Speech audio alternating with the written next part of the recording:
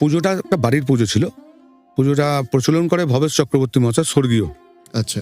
ওনার বাড়িতে উনি ছোট করে পুজো করতো, রক্ষাকালী পুজো হতো।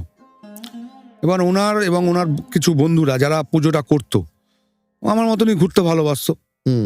এবার নবদ্বীপে গেছে, গিয়ে দেখেছে ওখানে বড় বড় রাসের পুজো হয়, বড় বড় সব মূর্তি।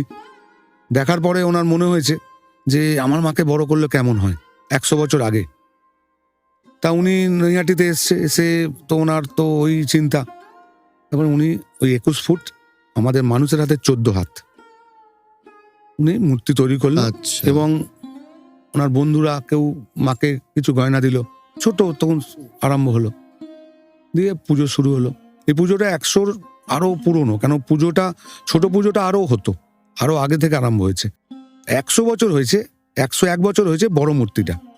এবার সেইভাবে পুজো চালু, এবং মানুষ আসছে।